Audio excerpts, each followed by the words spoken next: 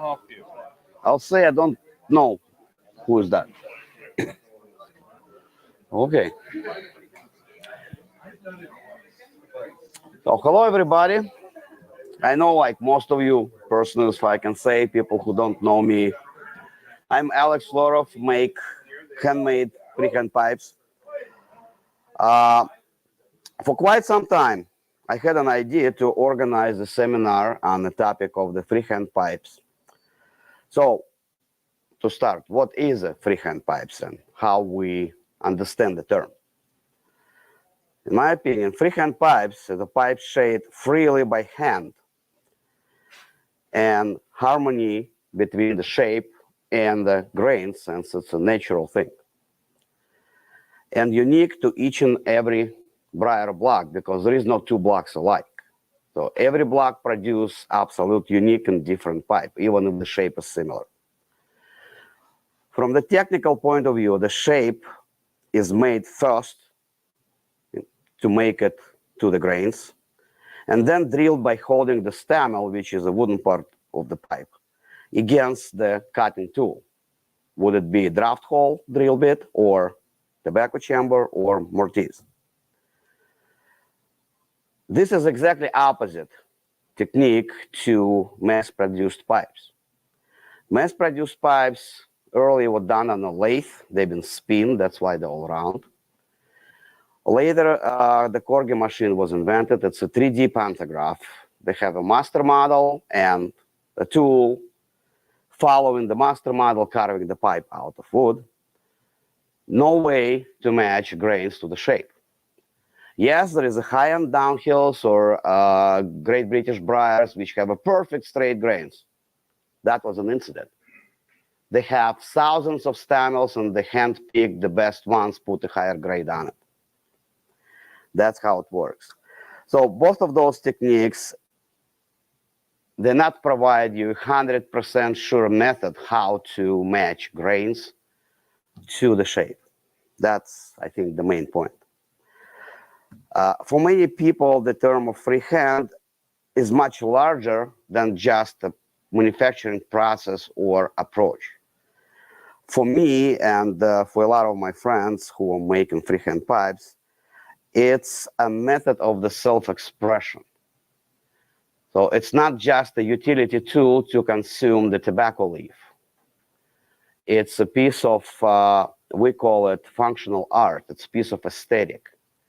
It's supposed to enhance your smoking experience at the same time. Also, for myself, I have a term of sympathy smoke. Unfortunately, not everybody with us right now, the great carvers. I have many pipes of Peter Hishen. I have pipes from other carvers who passed away. Whenever I smoke those pipes, I'm very sentimental about it. Those people with me, I'm channeling their spirit. I remember our experiences. So I think that's also add a lot to our passion to collect those pipes. So that's a little introduction. And wait a sec.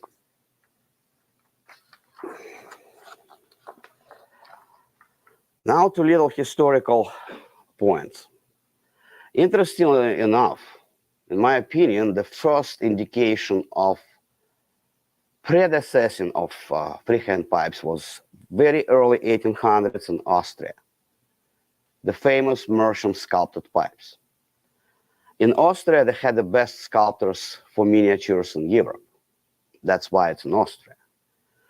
And the law about not exporting Mersham did not exist, so they got the best material.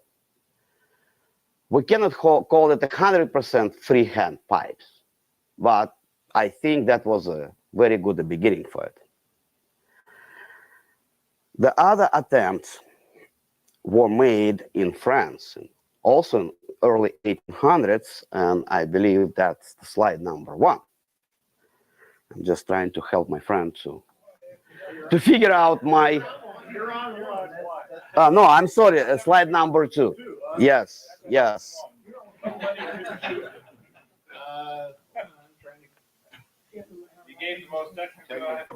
Yeah.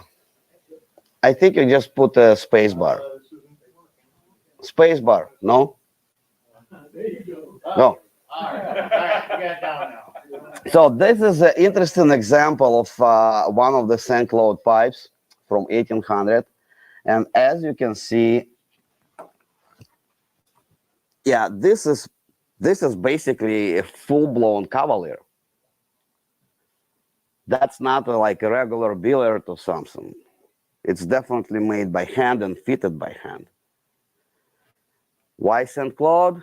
Same reason as Austria for merchant pipes. In St. Claude, traditionally, it was a woodworkers area, a lot of really good carvers. In France, they do have access to briar. So we have a St. Claude. That's, again, predecessors of what we know as the freehand pipes. I have a few more pictures. Yeah, this is the Sheraton, the one before. That's obviously English pipe. It's not exactly freehand, but I think it was like an attempt to do, well, don't worry about it. That's another good attempt. You see, the rough plateau is left on. It's not exactly worked rough plateau, in my opinion. It's need to be worked too, same as the other surfaces of the pipe. But my point is that's slowly but surely we come into the idea of harmony between grains and shape. And overall, pipe supposed to represent some sort of image. Not necessarily like animal or thing, but some sort of projection of carver's idea, what he was thinking when he made it.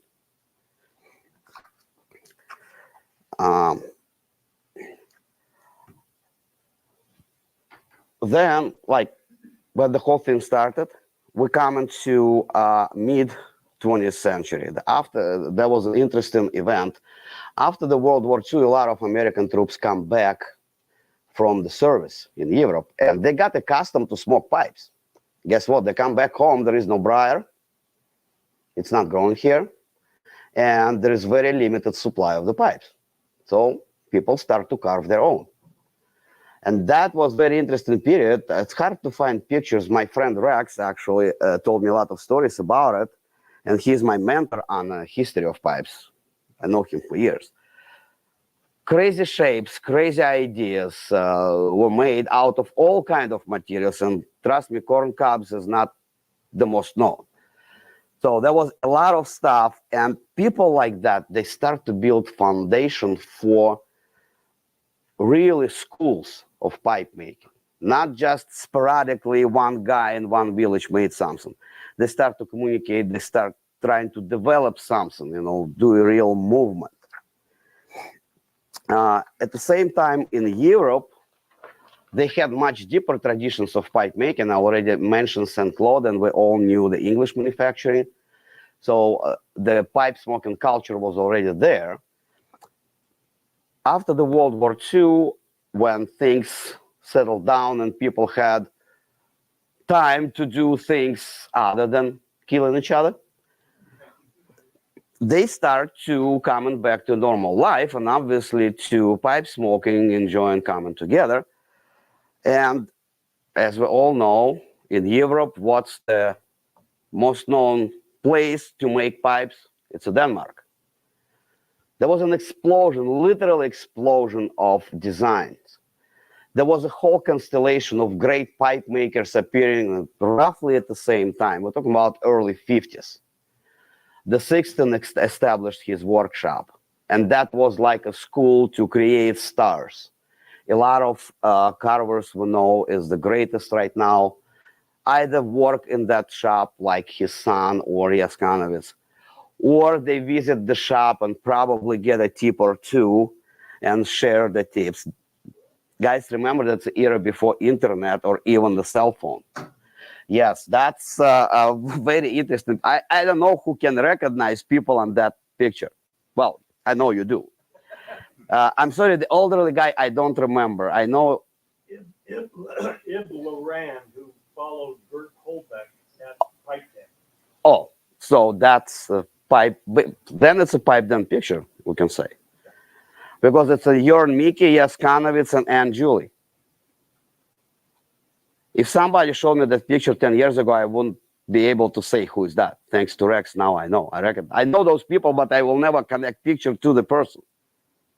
I never met Aunt Julie that young. She's beautiful. I mean, she's beautiful right now, but look, it's just amazing. So, and obviously, Aunt Julie is connected to Paul Rasmussen. She is a widow of her. And she gave a really good start to our friend Tom Eltang. You see the constellation of stars I'm talking about? That was an explosion. In a very short period of time, historically, it was about 30 years, 50s, 60s, 70s. So I'm trying to enumerate it in a little bit deeper. So 50s, it was Sixten Iverson workshop was established. Then in early 60s, the pipe den workshop was established. And speaking of pipe den did this is a, I believe you and Mickey, good example of total freehand pipe. And pipe den invent the really interesting thing, which was invented before but never applied to pipe business. They start to print a catalog. That was a book, black and white, with a lot of pictures in it of the pipes. And of course, it was kind of revolutionary to the pipe hobby. People see pipes. Oh yeah, that's another your Mickey good example. One of my favorite shape of your Mickey. If I want to move somebody out of the room, I just take a pipe and show it to him. Right there. So pipe den catalog originally was spread around the Europe. More people see different pipes. More people realize there is more than a downhill chart of shapes. People realize there is a different aesthetics involved in pipes. The movement of freehand start to getting some speed and power. An interesting thing happened in 1969. Chuck Levy, the owner of the Ivanries, and his wife, what's her name? I keep forgetting. Susie, yes. But it was really his dad, Stanley, and his wife, Eileen. Oh, you're talking about, oh, yes. Sorry, Rex, my fault. I didn't write it down. They had a honeymoon trip to Denmark, and they see the pipe den catalog. And they thought, wow, that's a good idea. They come back to US, and they printed the colored version of catalog of their own. That's how Americans find out there is a Denmark-made pipes, and they don't look like the pipes they used to. And they look really cool. It was a novelty. So people start not only buying. There were some smart people who put an attempt to make something like that. And I know from my personal experience, making pipes is actually fun. It's a challenge. It's like a lottery. Like every block is a lottery. You never know what's inside unless you get in. So this is some pipe den catalogs, and hold that picture for a sec, because that particular pipe, and I was lucky enough to hold few of them in my hands, and especially one with the 2 insignias on it. It was pipe den insignia and Sixten Iverson insignia on the same pipe. That pipe is revolutionary because you cannot make anything on that pipe except the tenon on a lathe. Everything is done by hand. And that's when we come back to the technical term freehand. Sixten shaped it first in harmony with the grains. He followed the curve of the natural burl, drill it against the lathe, holding it in his hand, fitted the mouthpiece, and finished the pipe. I'd like to buy that pipe from you a long time ago, but you sold it to somebody. That's my personal remark. I just like to have it as the historical piece, you know, put it on the shelf cover it with the bulletproof glass, and don't let anybody touch it. Yes. Couldn't afford it at the time. You never offer it. So we're passing 60s right now. Then in 70s, everybody remembers, since it's not exist, V.O. Larson handmade department. Originally, it was started by Sven Knudsen, run by Sven Knudsen, who were the older brother of Teddy Knudsen. And when he got a little older, he introduced as the former of the handmade department at V.O. Larson. And another constellation of star pipe makers come together. Of course, it was former himself, Tanya Nilsson, Teddy Knudsen, the Lacy's father, Benny Jorgensen. Was later. Hedegaard was there. Yeah, Hedegaard was there as well. And Vegan. Yes. So all of those people we knew right now is a great individual hand makers of freehand pipes. They work together on a very interesting setup. They had a quote per week, how many pipes they're supposed to finish. And if they met the quote, they were allowed to use equipment to make pipes on their own. And now, for people who collect or related to V.O. Larson handmade department pipes, we have kind of a fun game. Wherever we find the V.O. Larson handmade pipe, we get together and we're guessing who made it. There is a lot of telltale things. I think the mouthpiece is the most telltale thing because the button is different. I think the hardest guess is between Teddy's pipes and Tanya Nilsson. They're very, very close on mouthpiece work and proportions. But it's a little like off-topic thing. The next great workshop was established in probably late 80s and early 90s, Tom Eltang. And I think when he opened his workshop, it was one of the biggest in Denmark. And a lot of young and inspiring people goes through it. He teaches a lot of people. He's a wide open guy. He's always helping people.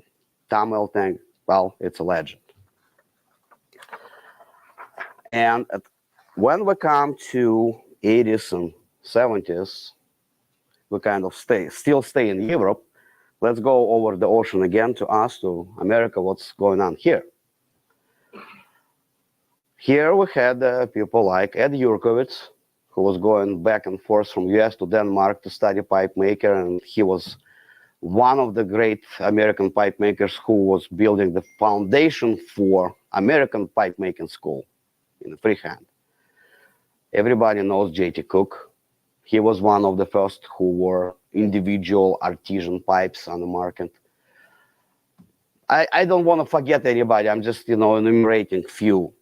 And those guys give a leg up to Todd Johnson. Well, Todd Johnson, welcome. The great pipe maker in the United States. Todd Johnson sort of took a steering wheel, and he taught a lot of another star pipe makers like Jeff Allen to start with.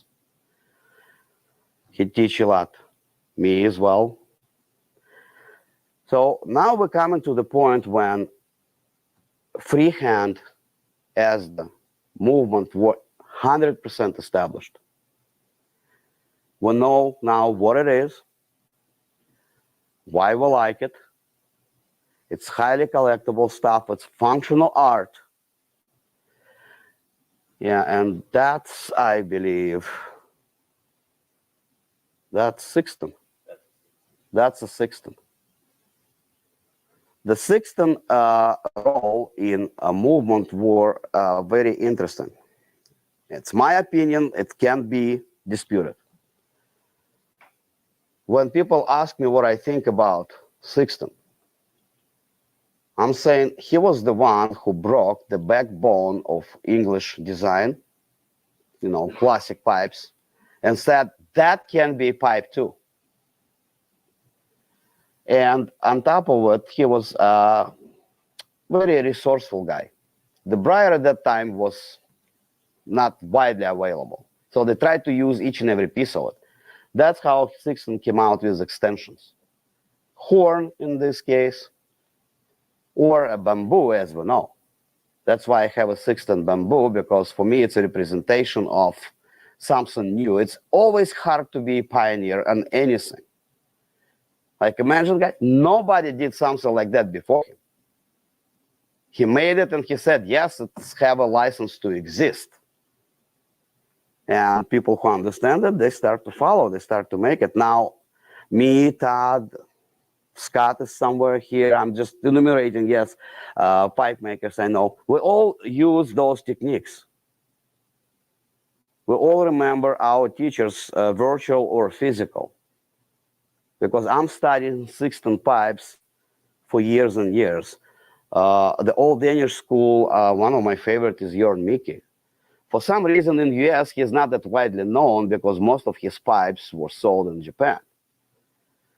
But he was an incredible designer. We already see the scrotum pipe, I should say. One of the most famous of him. But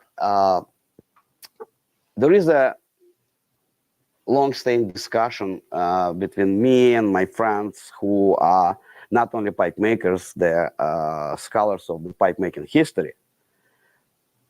When it's come to the cross-cut blowfish, or there is a few names for that pipe, fugu fish, who was the first? Like, what's your, I know Rex's opinion. There is many people here who actually history study. So not all pipe makers date their pipes. It was kind of later on idea to put a year on it. But in this case, in this particular question, journey or whatever you can call it, there is a date.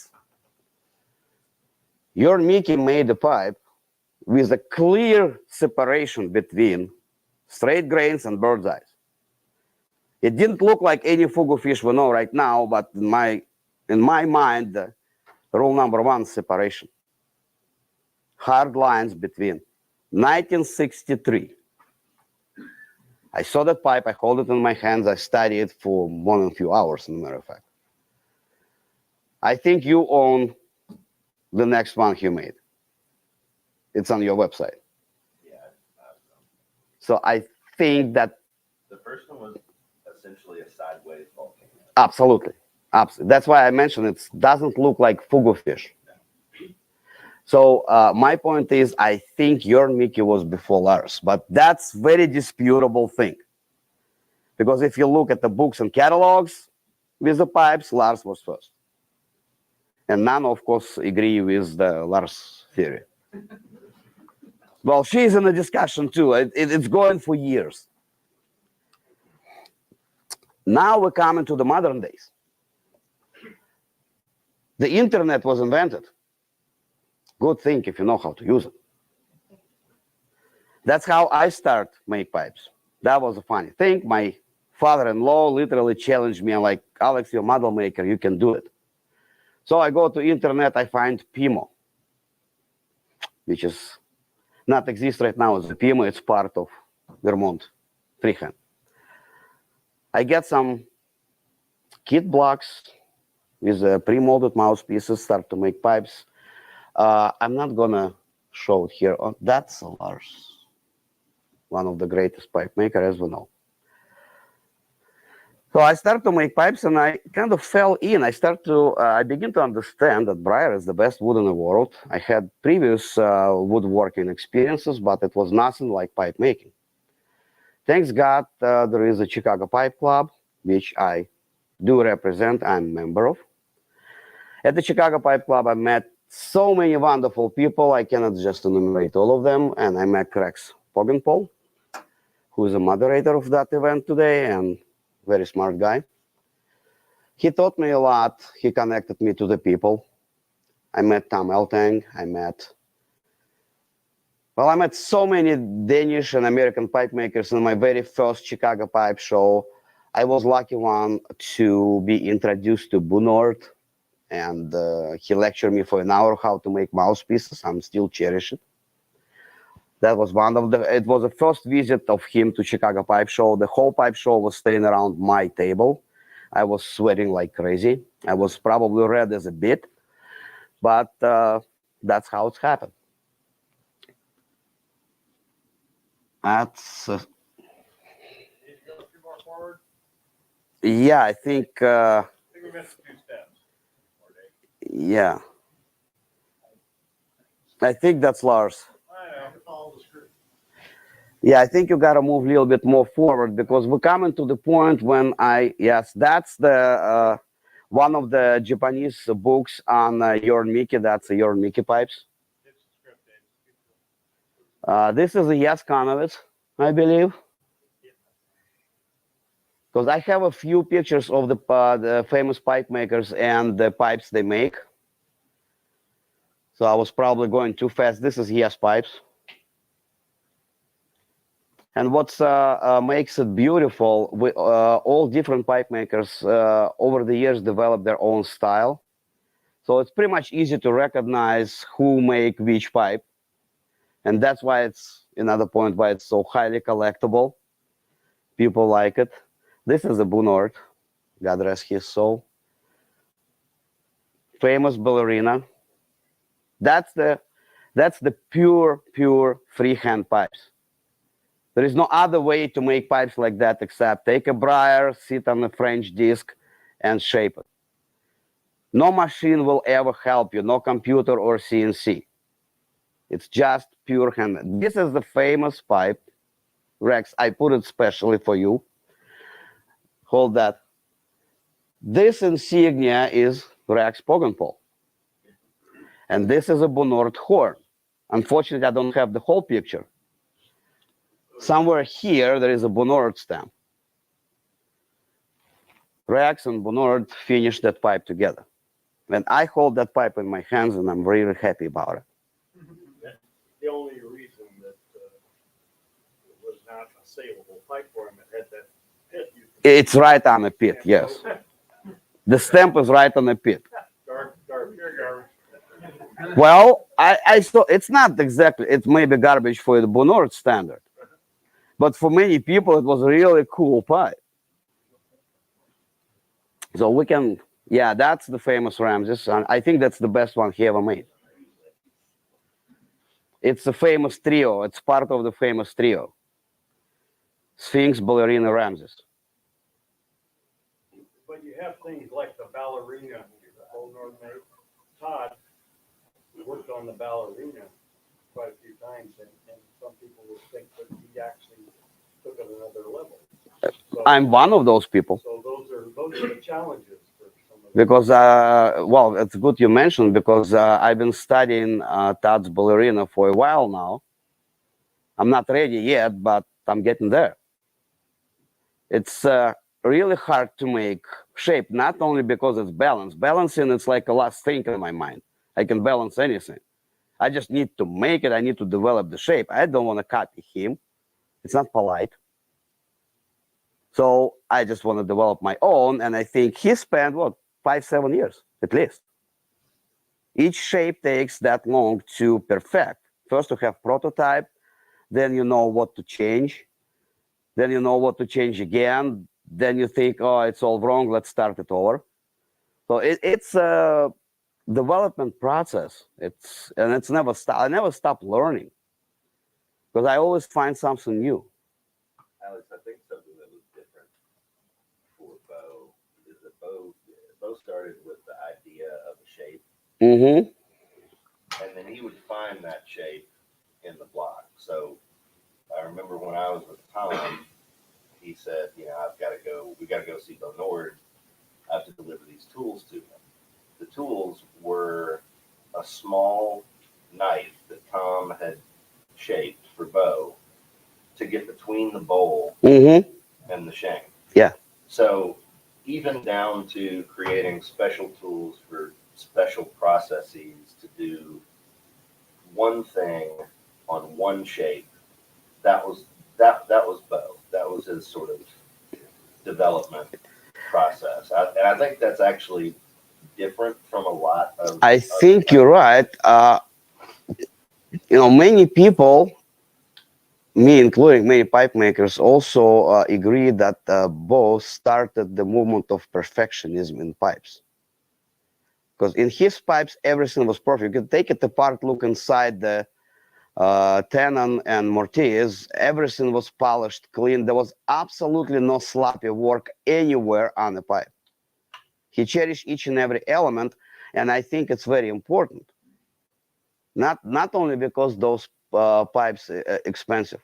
He cares about his customers. He cares about their smoking experience. And that's actually the next topic of what I want to talk about, the freehand pipes and what's applying to it. It's each and every element should be brought to perfection. It took me about 8 years to develop my button on the mouthpiece till I satisfy my own palate. So I feel it right on my teeth. I feel the smoke goes in the right way and all that stuff. So I changed it many times. And it was very minute changes. Most of the people probably never notice it. But it's just a mouthpiece. But the pipe, it's all in harmony. There is no such thing as the briar separate and mouthpiece separate. It's all elements should come in harmony and benefit one another, including the not only physical balance, including the volume of balances. So, more here, less there, and stuff like that. It's involved many different aspects. It's not just a piece of wood with 3 holes on it and a piece of ebonite sticking out. It's a little bit more than that. So we can progress on the pictures a little bit. Let me stay like that. That's kind of better, I can see. Now we're coming to different schools of freehand making pipes. Not many people probably knew who is that gentleman. It's Sugio Arita, the father of Takeo Arita, a little bit more known carver from Japan. He is one of the most famous Japanese carvers of 70s and 80s. He's one of the people who did the ground base for a Japanese school of pipe carving. The smoking in Japan, smoking of the pipe, was dated pretty much long time, but they do smoke a Kiseru pipe. If anybody knows what it is, it's usually made out of metal, preferred silver, and it have a teeny beeny bowl, like one heater. I don't know if there is a pot smokers here, but that's about what it looks like. That's what it's come from, as a matter of fact, thanks to Frank Burley. He kind of enlightened me on that subject long time ago. Sugio was one of the first who started to carve it out of briar for a normal tobacco use. And what he was very interested in, I think I have 1 or 2 pictures after that of his work, yes. 1963. It's a 15 of 63. That's a usual insignia. He employed Japanese art, which is absolutely different since they've been isolated for such a long time, into the smoking pipes. You can see a huge European influence on that piece, but at the same time, there is something not European here.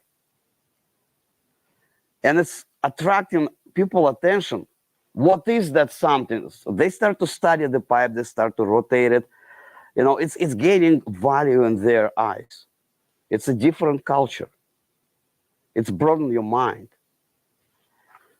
The proportions different here too.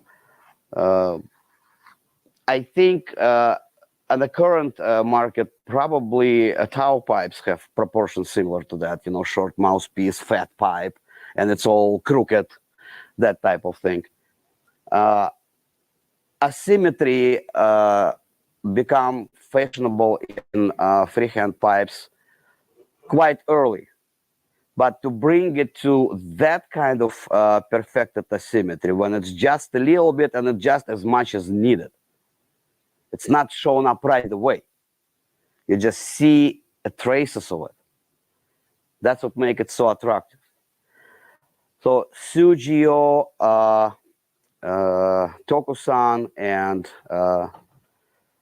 Goto-san, it's three columns, major columns in the foundation of Japanese school of pipe making. Thanks to Sykes, who brings a lot of Japanese pipes to our attention about 25 years ago. Because before that, it was almost unknown in US. And we have pleasure right now to see pipes from all over the world. Can we have a next? Yes, that's also Sujiro Arita. That's the father. Again, we can say it's a pipe because it's image of the pipe, but it's not exactly what we perceive as the pipe in Europe. So he pushed the boundary a little bit, yes, a little bit forward. What can be the pipe, how the pipe should look like, what proportions can be there. In Japanese art, in Orient art in general, they have kind of a rule. Only gods create perfect things. That's why Chinese vases cracked on enamel. Japanese start to use more rough plateau to show here's a perfect smooth surface, but there is something imperfect. European carvers did it too, but not to that extension, not to that aesthetical representation. Unfortunately, this is not the best pipe to talk about it, but since it's a really big rough plateau, it just struck my mind. Can we move a little bit further? This is a double shooter. I think the roots of pipes like that, it's old Italian school. For some reason, they did 2 balls, even 3. I saw 3 balls. Rex, I don't know what it's for. Is it really for like different tobacco? I have no idea. I just knew a few people made it. I always assumed that. Yeah, the last pipe I saw like that was made by Tony Nielsen. I asked Tony, how you smoke it? I don't know, I just want to make one. I have a double bowl, and it's meant to be a stereo pipe. Pick left or right or both. It was meant as a blending pipe. Ouch. Why you put the two together? Just why not? Yeah, I don't know. It just don't count.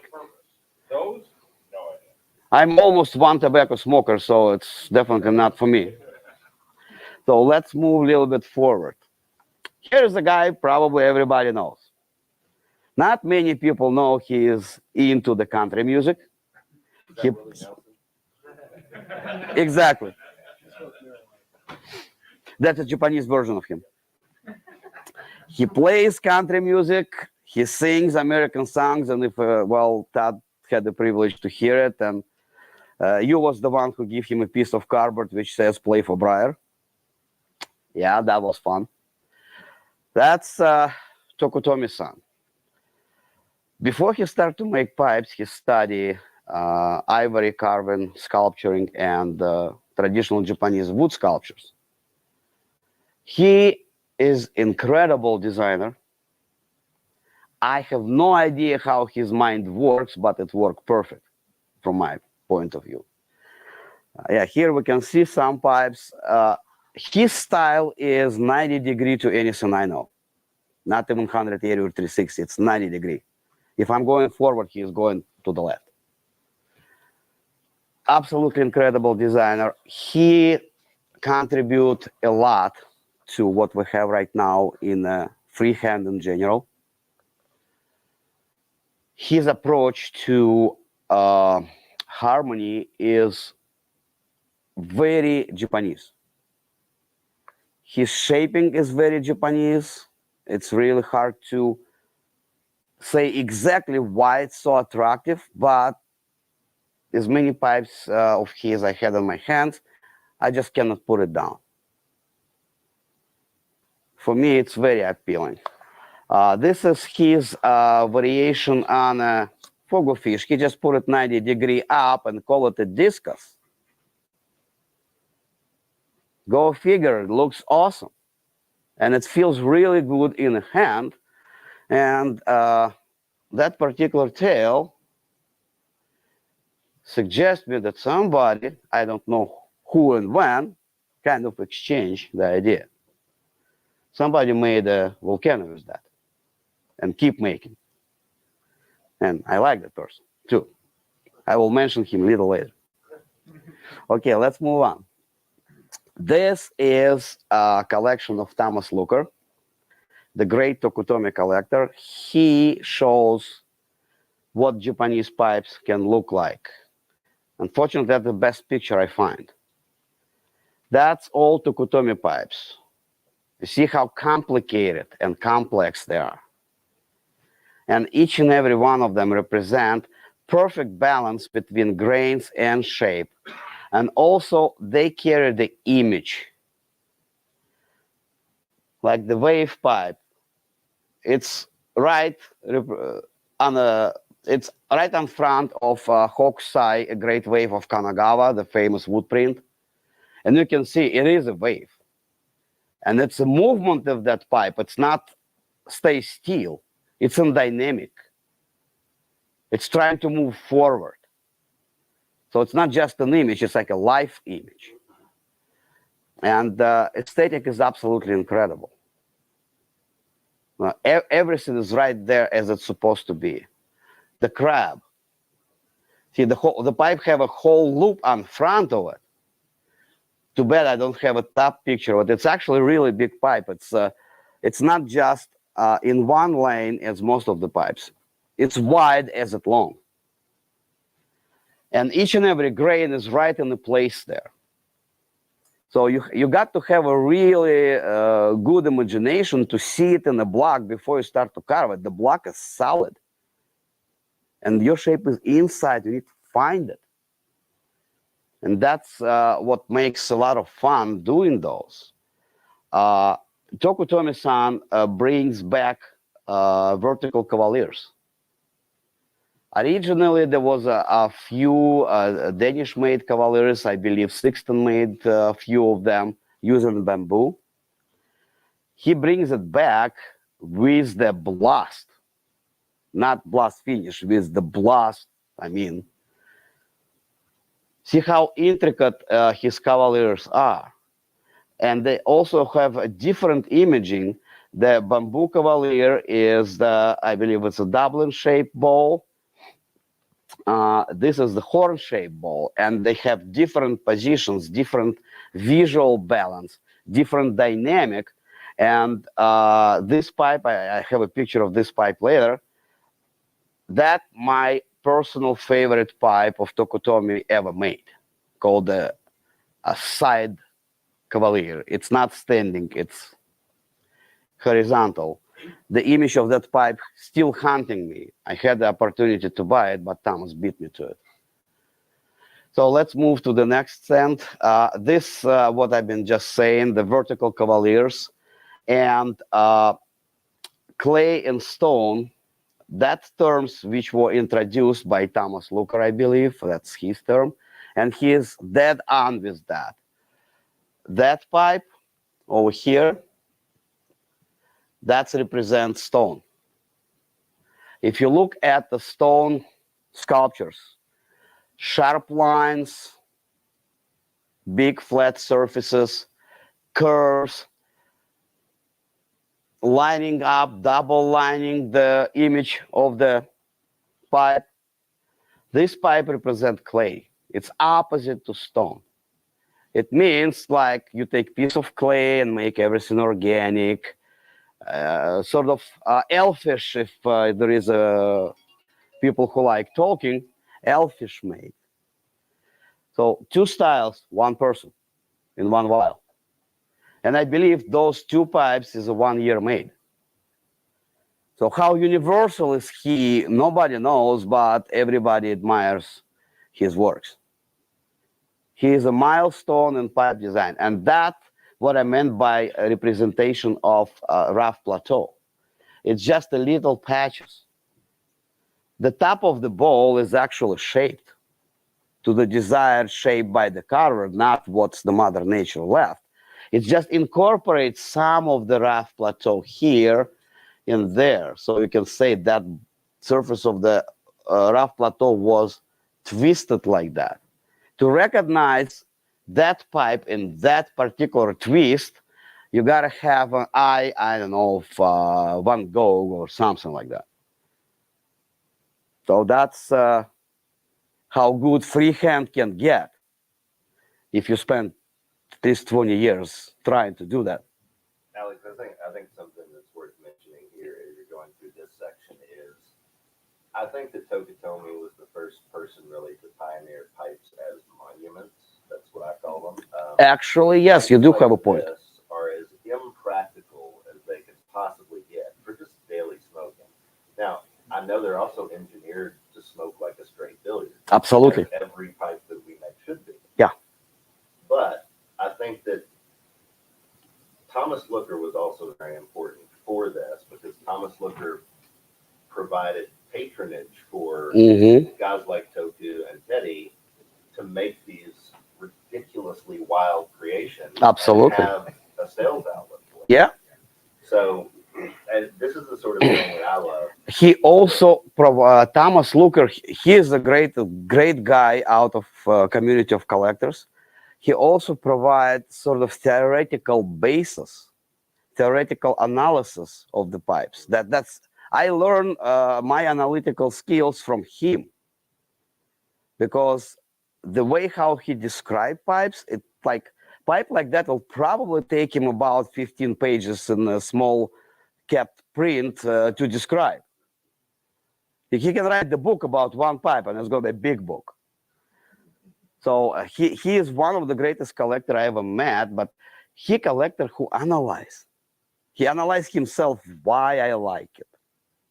And he also... And it was a conversation. Absolutely. It was a conversation amongst, I'll put myself in there because we were Yes, all doing this together. I know that. Sykes, me, Tom, Teddy, Toku, and it was kind of like Yes. bouncing ideas all around. And I feel like Toku was the one who really sort of pushed He pushed it. Yes. new aesthetics forward and was not afraid to risk ugly to get to new. Well, that's the whole other seminar. If I will ever do a seminar on Toku, I'll take Thomas Looker website, just sit in the audience, just watch it. Because I cannot add anything to it. No, you can't add much. Yes, that's the thing. Okay, let's move. That my favorite pipe of all time. Some people maybe not like it, then I understand it. The grains on that pipe, it's kind of not the best picture, not the best I can find. It's a side saddle cavalier and grains here perfectly matching the shape. The pipe is curved in all kinds of directions. The shank is not straight, it's curved opposite from the bowl. So bowl is on one side and shank goes to the other side.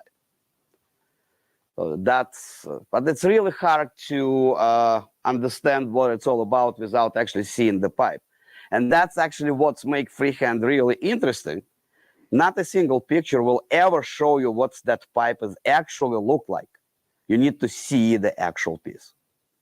It's kind of remind me Netske because as many pictures I saw, and then I come to the museum and I see a real thing and I realize it's not what I thought. It's totally different. Same thing goes to the pipes. That's why we all come to the all kind of pipe shows, actually see it. And one of the reasons I'm doing that seminar, lately our forefathers who found the freehand movement, some of them not with us, some of them getting old and not travel. The people of the younger generation of collectors, they don't see pipes at all. They don't see those pipes. They can go to archives of smoking pipes. I think that's the best source, or Thomas Looker website, and that's it. I'm trying to bring back attention to freehand pipes. You know, not just pass the table with some crazy pipes, just stop by, look at them, and you'll probably realize it's not just something which looks weird, it looks beautiful. And on top of it, as Todd just mentioned, Me, Todd, like all the pipe makers I know, we try to make each and every freehand pipes smokable as the straight billiard. The engineering supposed to be flawless. That's rule number one. Without good engineering, it can look like, I don't know, the Sixtine Chapel, as beautiful as that, but it's useless. It's gotta be a good smoker. Yeah, let's move a little forward. That's the Goto-san. That's another milestone in Japanese school. He is kind of opposite to Takutomi. He is very traditional Japanese guy. And his pipes, if we're talking about styles, it's mostly clay style, very organic. When you look at his pipes, you have an image, it's something which grew on a tree and he just picked it up from there when it's in the right condition. I have kind of, I'm related to him by our regular jobs. I'm an industrial model maker in real life. He's an industrial model maker in real life. We both do pipes as the part-time job and as a hobby. So he knows his machinery inside out. When you look at his pipes, you will never say he uses a lot of machinery. Only machinists can say, yeah, I know what he's been doing. Yes, look, that's, he invented that idea. Take a pipe and pierce it with something, in this case, bamboo. Suiyaki, right? That's the name of it, pierced fish. Ingenious idea. Absolute ingenious. That actually a calabash. Believe it or not, the top comes off. That's the calabash. I know who owns it. I hold that pipe in my hand. I love that pipe. Amazing balance between grains and shape. For me, what it's looked like, that he had some sort of wood, he heat it up or steam it up. He bend it in that shape, take a brush, draw some grains on it, and stick a mouthpiece into it. I mean, isn't it that? I mean, just look at it. It looks like it's naturally either grow like that or it formed as a mineral. It's something really natural from Mother Nature. It's not man-made. But it is a man-made. That's what freehand is all about. It's taken all the available skills to the carver, all of his imagination to represent himself in a miniature, which is a pipe. Pipe is a miniature art. Even the Rich Esserman size pipes, they still kind of miniature. They should come with a weapon license and holsters, but that's a different story. Okay, let's move on. That's another Goto pipe. See, it's so organic. It's floating in the air. That's the floating leaf.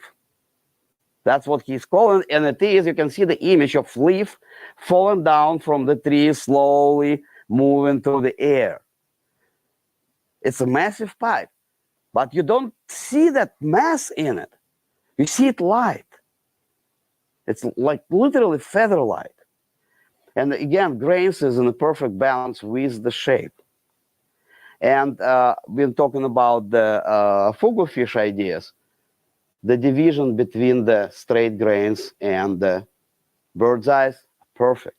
Each surface represents its own grains in its own way. The top grains usually tighter, so the top surface is shorter than the bottom surface. The bottom surface is a bigger bird's eyes. Yeah, let's show them all as much as we can. People like bird's eyes. I love bird's eyes.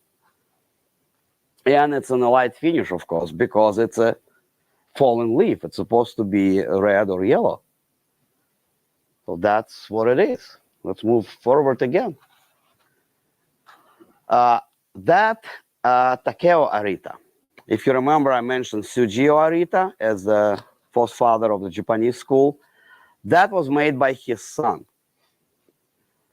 when he was probably in his mid-20s. He was very young then. With only hand tools. Yes, that's only hand tools. And the way he drills, a hand drill and drilling. amazing job. And his approach to design was mostly stone. I saw a lot of his pipes. A lot of them have sharp corners, sharp lines, very pronounced surfaces. I think the only curves he had just on top. All of his tops was curved.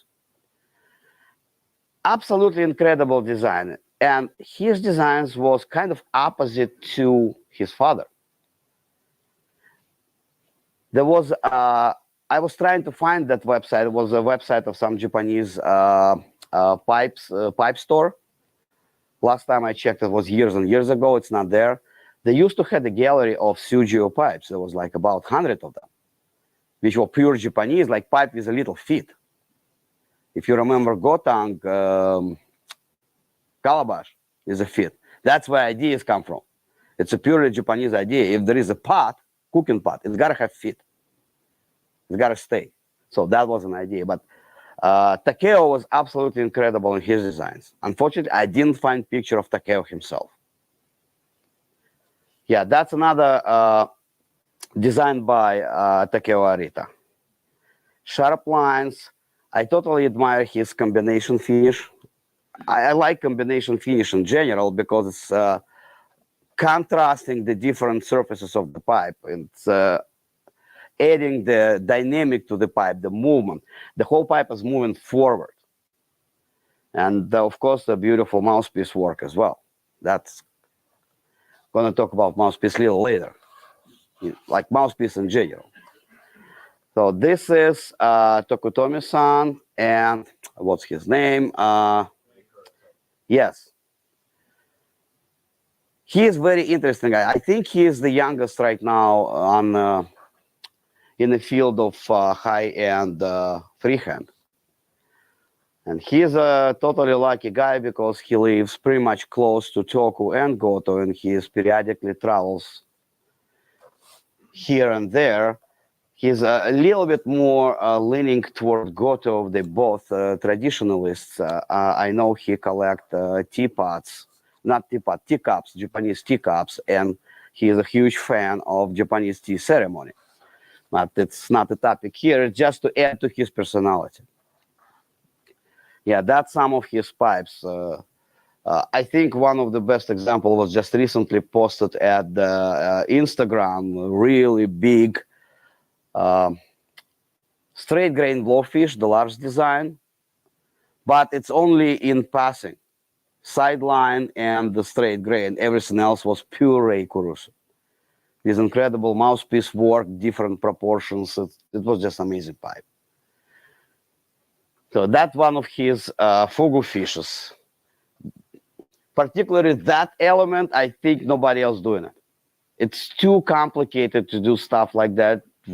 Very time consuming, but it looks really, really nice on the pipe. It's the normal fugu fish have dynamic moving that way. He made it move it to the other way. So in most of the pipes, we make the fish kind of diving. In this pipe, fish is actually going up. That's what I think. I might be wrong. Again, that's my personal opinion. Okay, let's move forward. Well, please come forward. Todd. So Todd Johnson, one of the milestones in American school, one of the founders of the American School of Freehand Pipe Making. Great teacher, really great friend, just very generous person. So Todd, please say something about what you think about freehand movement, why you're doing freehand pipes, what's in it for you. I think that for me, making pipes is boring. Hey, that separates us. The idea that we're just making pipes, making smoking implements, etc., for money, that's not interesting to me. Oh, I agree. But sort of having this conversation with history, this sort of aesthetic conversation with history from you know, Goto, Lars, Sixten, all of that. That's what actually drives me. And sometimes it's just a conversation with yourself. But It's always good to talk to a smart guy, you know. I would say there's some of us who make pipes that sort of make pipes for each other, not for the broader collecting community, and that's why I think they're so good for the broader collecting community, is because it's folks that know this history and background and so forth, all kind of having a conversation, and that's what pipes are to me. And I think that I think that the buyer, the owner, etc., that's the way the conversation is completed. Is by the eventual owner of the pipe, and I don't think as well to call ourselves artists. There's a lot of stuff there, but I don't think it's our job to define our own work. I think that the community, our colleagues, etc., they're the ones that define what our work is. And sometimes, you know, things aren't always intentional, as you know. There's a lot of stuff that's just swimming around that comes out in the creation of the work. And sometimes it's pure accidental. Yeah, but it's because of something that is in here. Oh, yeah. Something from all of this stuff that you just put on the screen. When you have all of that in your head and you're working organically, that is bound to come out in the work, but you may not even recognize it. That's why I say the buyer, the community, they're the one that finished the conversation. The experts. You don't even know. You don't even know what you've made until they tell you. Oh, that's true. That's happened a lot. Yes. Okay, let's see who. Yeah, that's Todd's creation. I absolutely like that design. It's a calabash and it's extended with a bamboo. Who would have thought? When I saw it for the first time, I was like, "Wow, that's cool." Well, my next thought would be, should I make one? And then no. No, not because it's complicated or anything else. Because Todd has already made it. So that was, I mean, what's the point to copycat somebody? He's already made it. That's his idea. That's his creation. Who am I to just do something like that? I might make one for myself. I don't know. That's the only reason. If I make something like that, I'll make it for myself, because I cannot afford his pipes. That's one of my all-time favorite Todd's design. We talked about standing cavaliers of Toku who bring it back to general public attention. I think Todd just not pushed it, he kicked it forward with a big kick. That pipe was amazing. I saw it for the first time. It was on a mirrored rotational table, so you can actually see it from all the sides, and it's totally blown my mind. It's still haunting me. And when I was in his workshop, I saw the preliminary sketch to it. It's still framed on your wall. It's just amazing. Todd, you're genius. This is something that I can actually talk about that I think would be useful. This was, I think, the third or fourth iteration of this shape. The first one was just kind of a gentle arc, everything on the same line. More vertical, less curves, a little further, and then the third one further, and then twisted. So one of the things that I think is really fascinating to do is to take a shape and kind of explore it to its margins. And sometimes you go over the edge, but then you know where it is. And you you find it by literally trying it. But again, for me, I guess what I was saying when I said just making pipes isn't interesting to me. If I'm making pipes here in the middle and it's safe and it's, you know, aesthetically safe, Mm-hmm. safe knowing that there's a bunch of collectors that like those shapes, etc. That's not interesting. But when you expand all the way to the edges and you're just towing along the line, maybe stepping over it, Yep. and then slightly coming When you're back, trying to jump over your head. that's what's interesting. And Yeah. I think that's what Tokutomi did. Yeah. I I think what's kept me doing stuff like that. Trying to overcome myself today, trying to make myself tomorrow.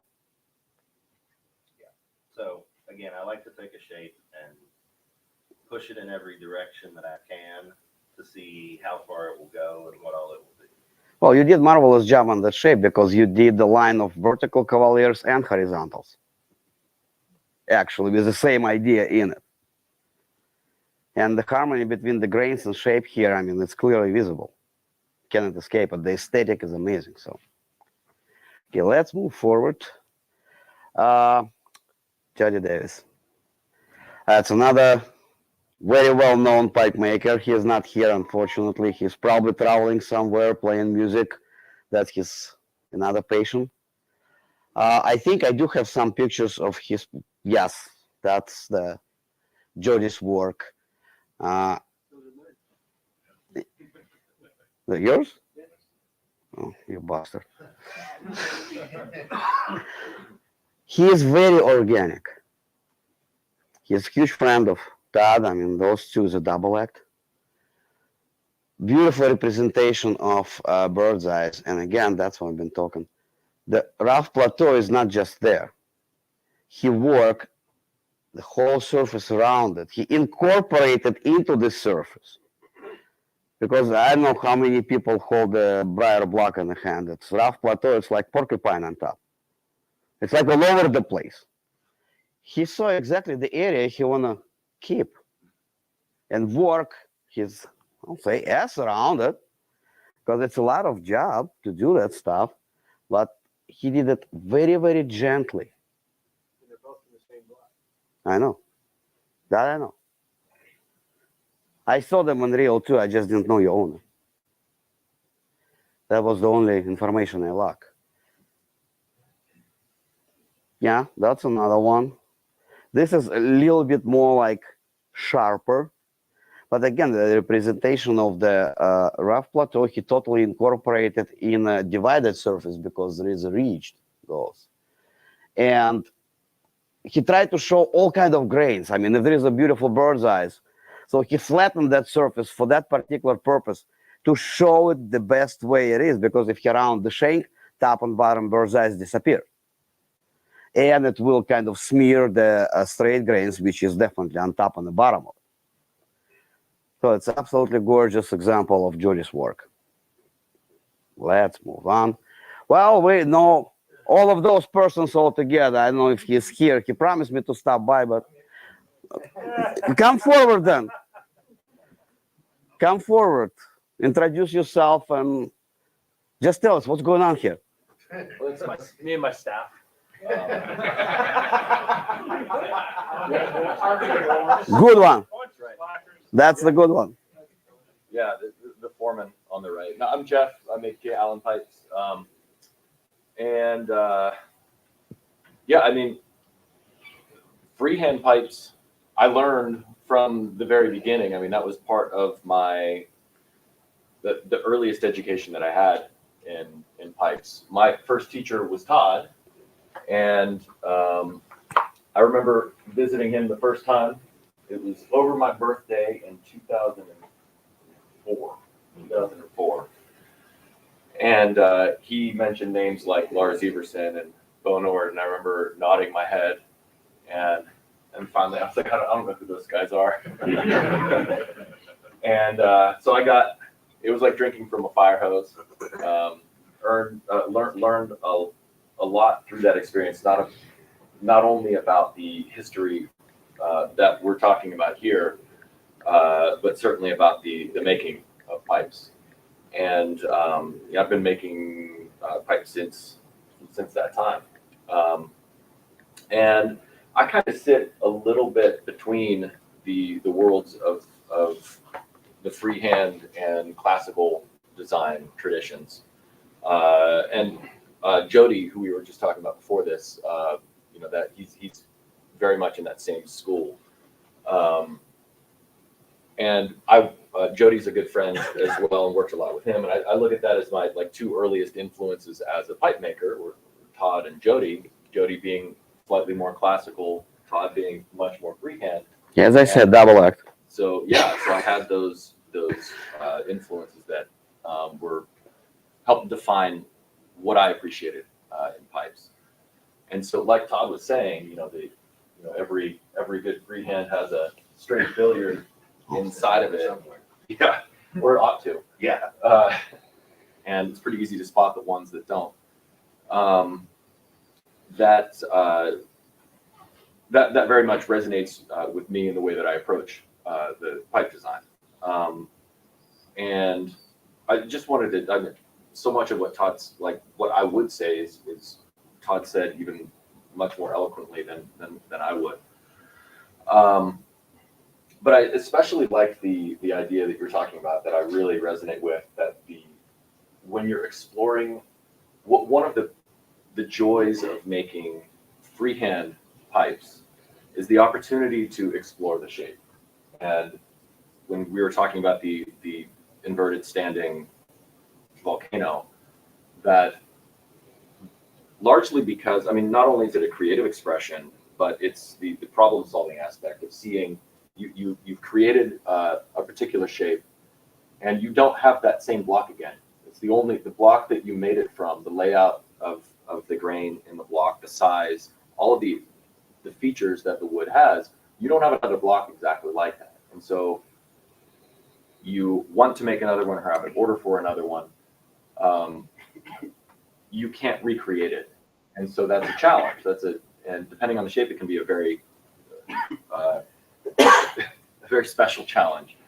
And that's where you get shapes like this, like the inverted volcano I'm looking at going, I wouldn't want to shape that.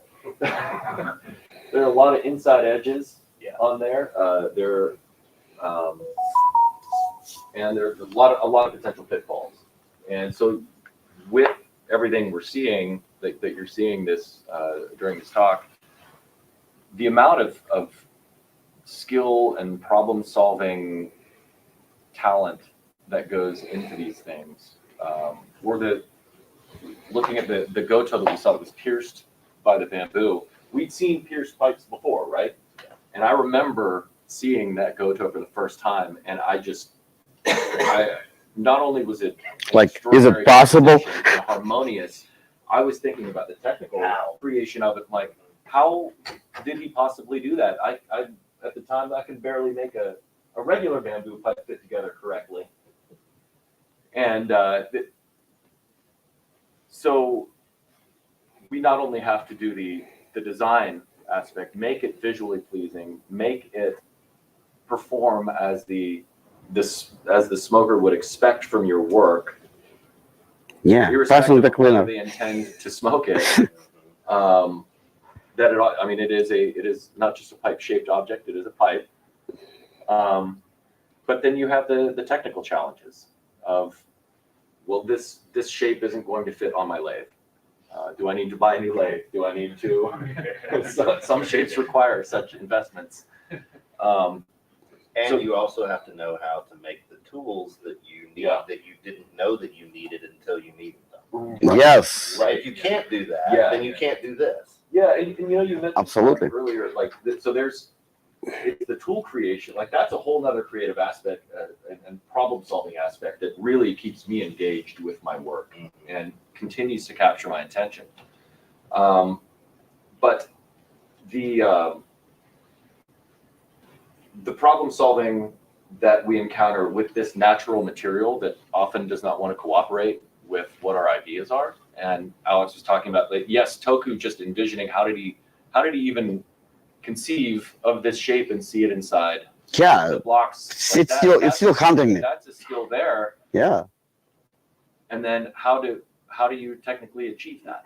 How do you get inside? And once you're in there, then this natural material often throws you curveballs. Hey, I'm still baffled how he drilled it. Right. Okay, Right.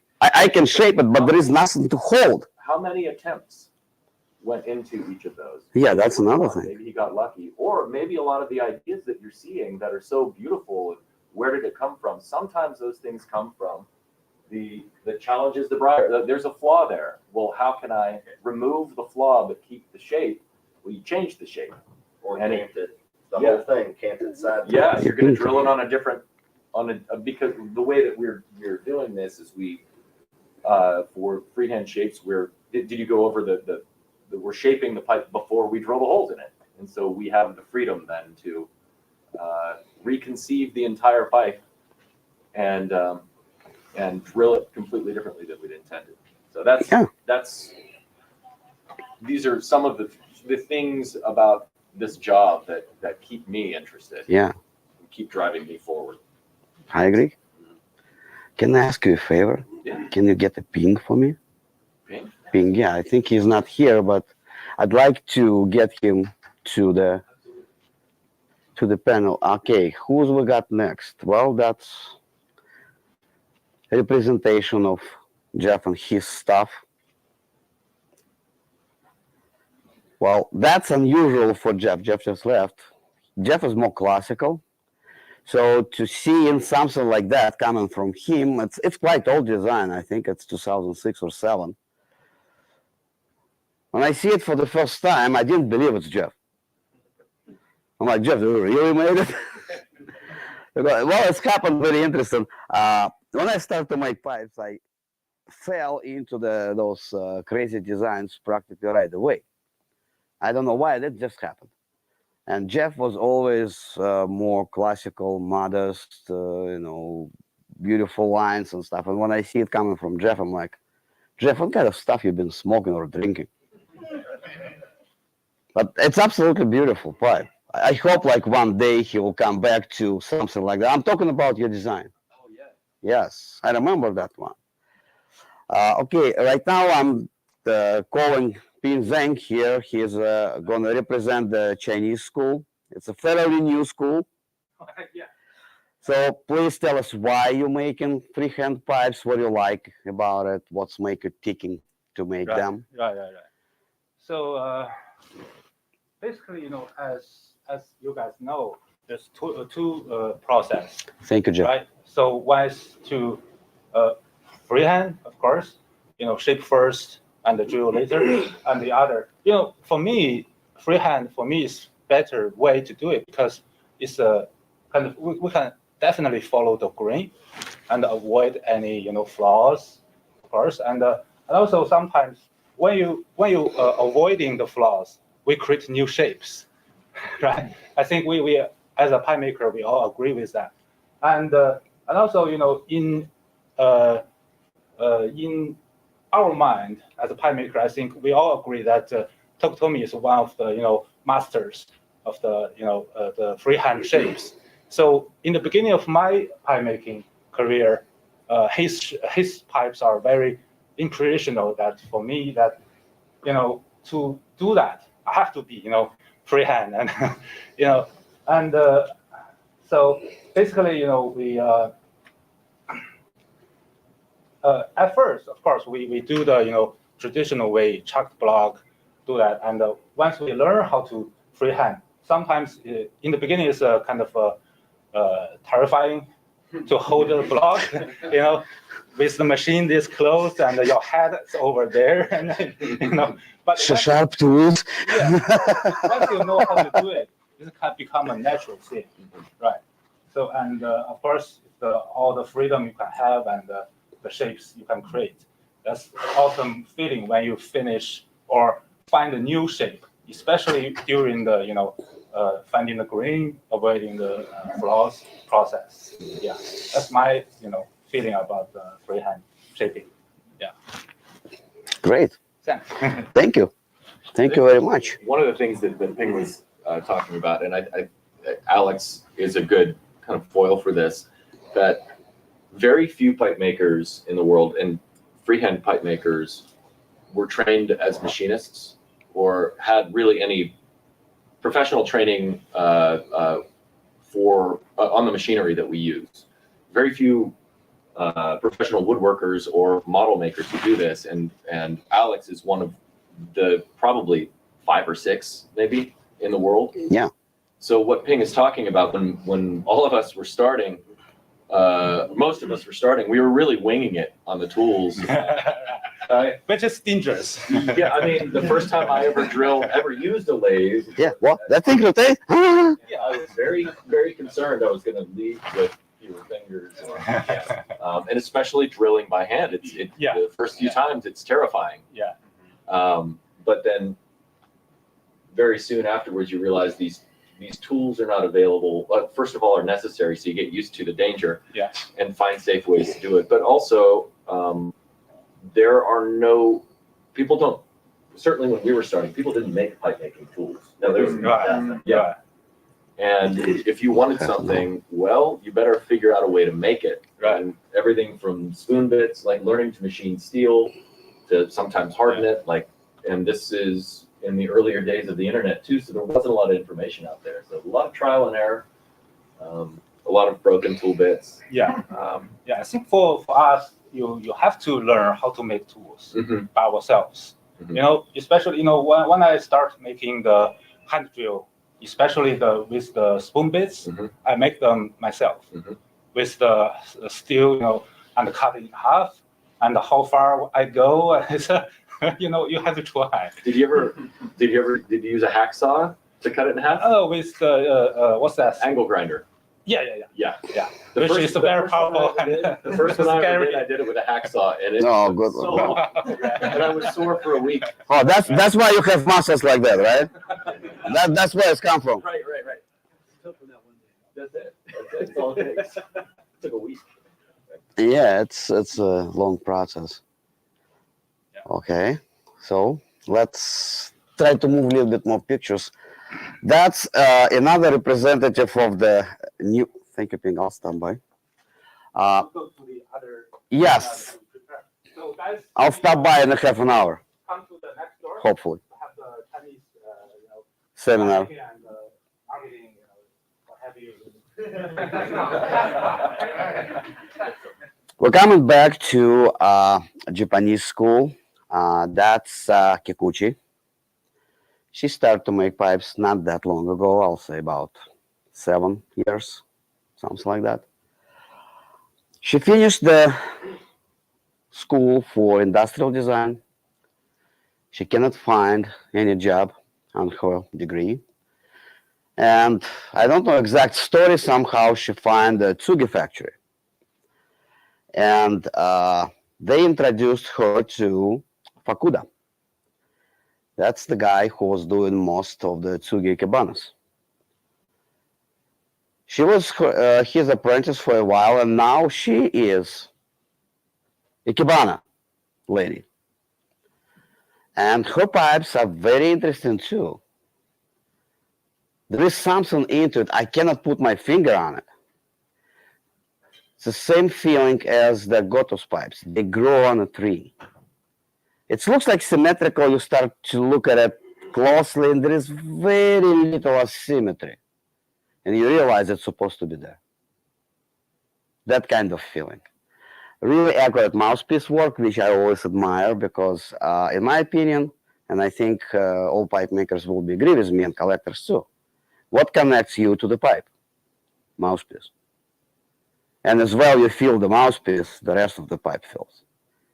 So it's very important element, and she's nailed it as well as the rest of the aesthetic.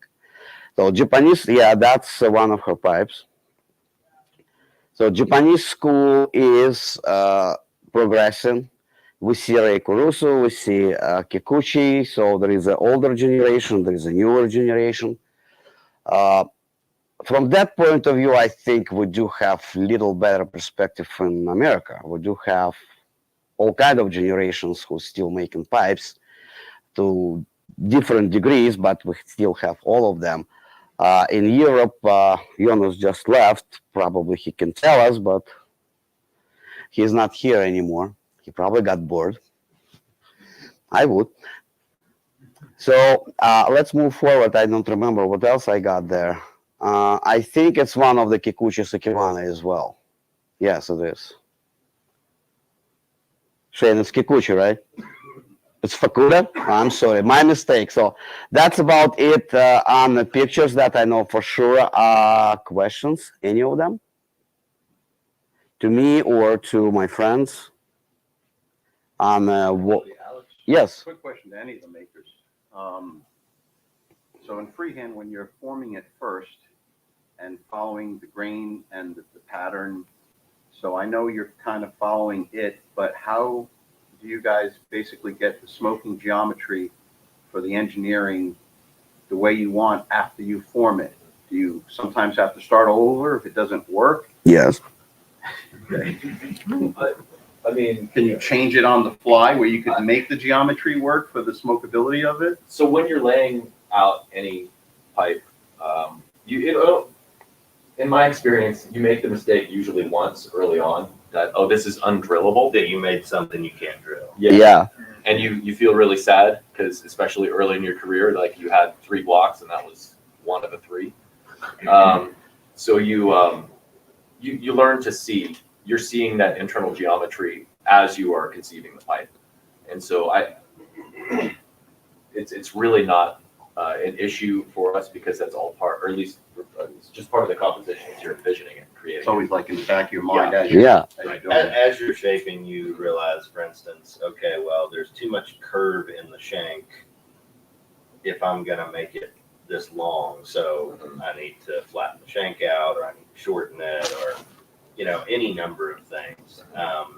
But that's the beauty of doing things freehand, is that you can change all that stuff anytime you want to. I mean, there are lots of pipes that became bamboos, Oh yeah.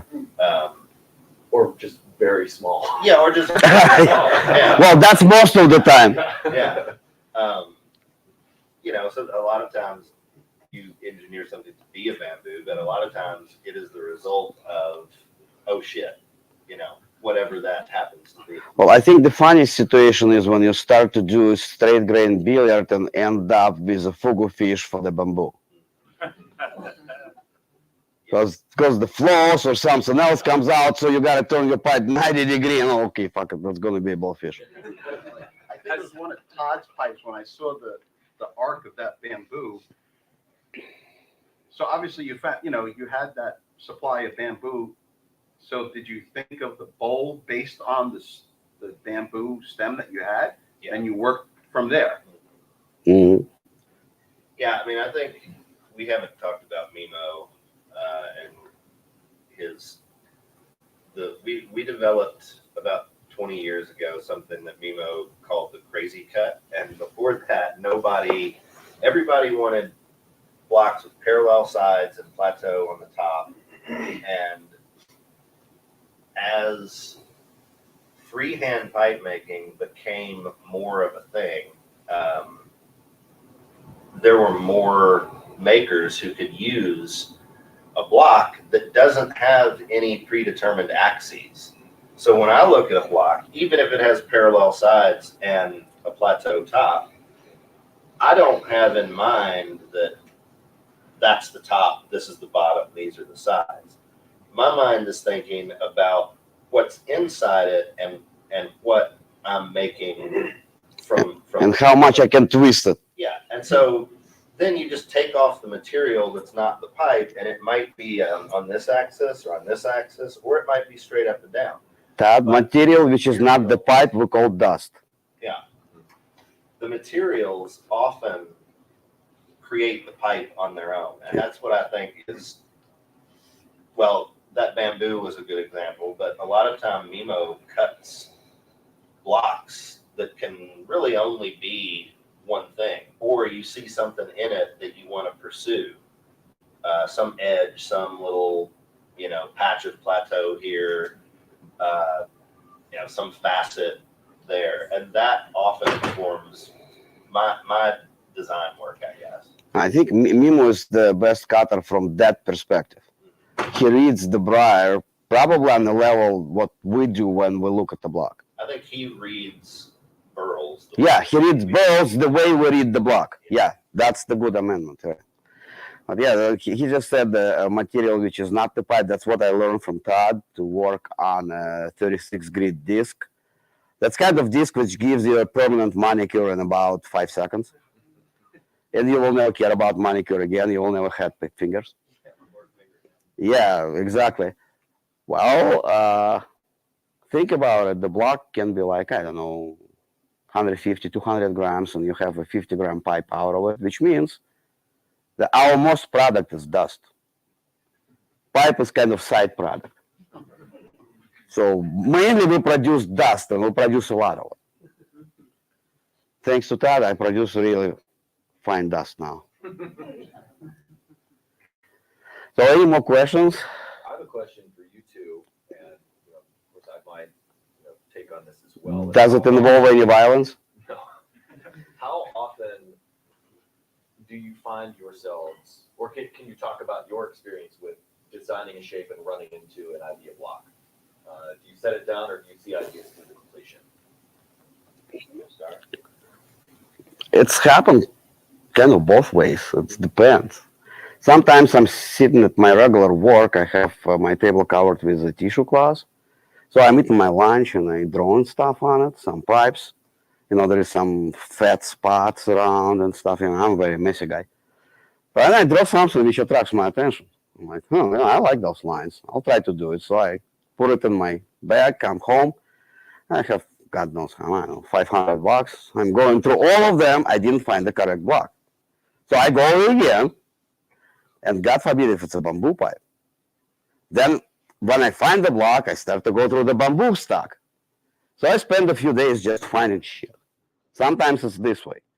Sometimes I come home, I sit, relax, have my after dinner smoke, take a piece of briar. I'm like, oh, okay. Relocate my ass to my disc. 30 minutes later, I have a pipe. So there is no one way how it's happened.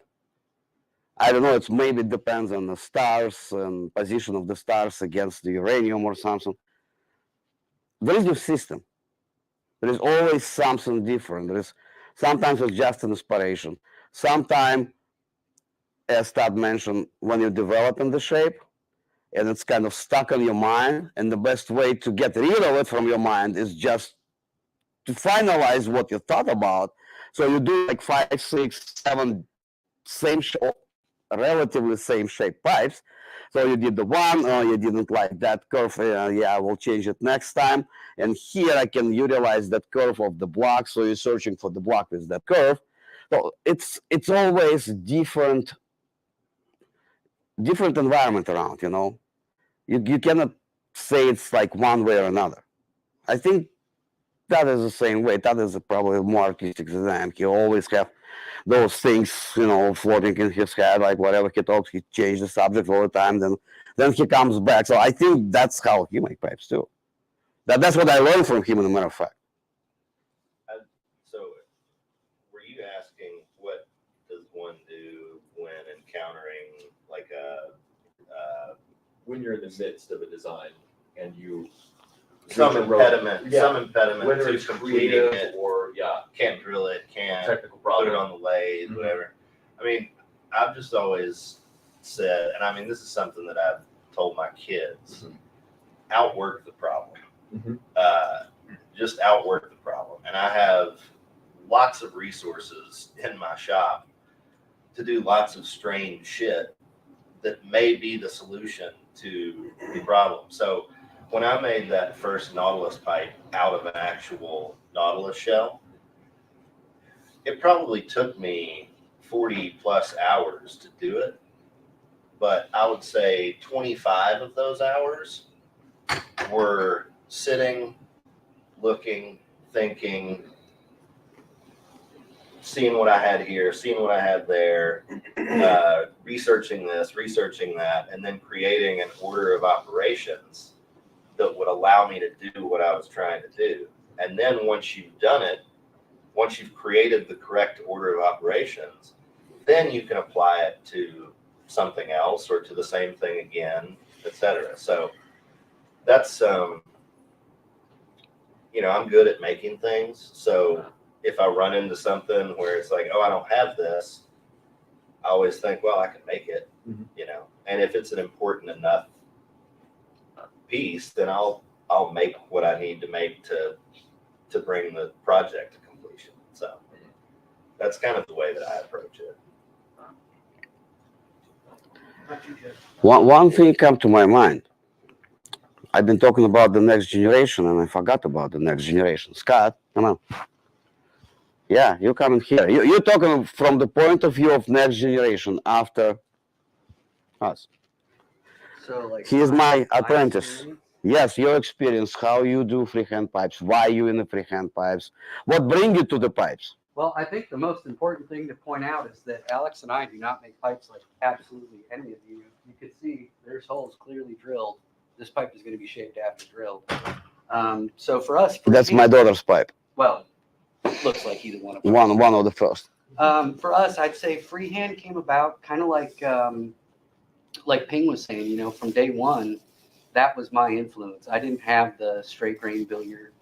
I liked them. They're nice pipes, but that didn't get me here. What got me here was actually my first, I know the first pipe. It was, I think he would call it the Nefertiti. It was out of Alex's Egyptian set. And that one pipe sparked everything for me.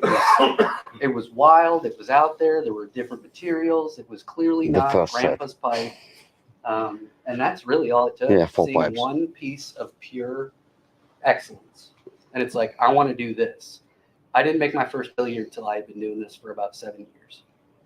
So my freehand experience is a little bit different. I just came to it from a point of wanting to create perfect.